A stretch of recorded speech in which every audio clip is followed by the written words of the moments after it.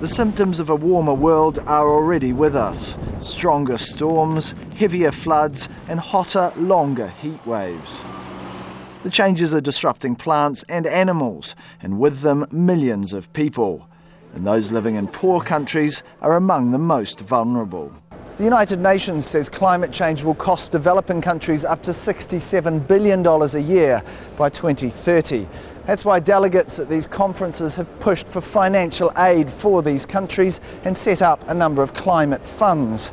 These funds have been pledged up till now $36 billion, but of that money, just $2 billion has actually been handed out. So who's pledged the most? Well, Japan's way out in front with pledges of $15.6 billion. Britain's the second most generous with $5 billion, followed by the United States at $2.7 billion and Germany with $2.5 billion.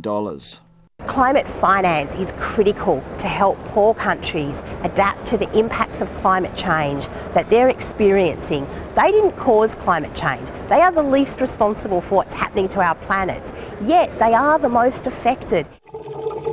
Among the leading recipients, Mexico. It's been given $614 million for rural development and the protection of its maritime environment. South Africa's received $536 million among the projects promoting renewable energy in what is a coal-dependent nation. Other recipients include Egypt, India, Morocco and Indonesia. The UN's also set up a new fund, the Green Climate Fund. It's supposed to take over ongoing funding of aid to cope with climate change, but exactly where it will find what's hoped to be $100 billion a year by 2020 is increasingly unclear. At the moment, about 85% of investments in the energy sector come from the private sector, not from the public sector.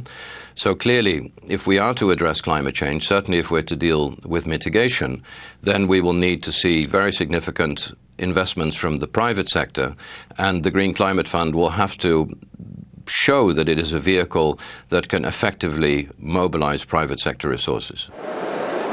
And in this way, the Doha Climate Change Conference faces the same challenges as previous meetings.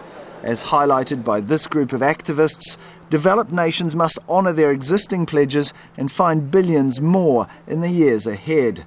If they don't, developing countries will be forced to face the effects of climate change alone. Green Climate Fund is empty.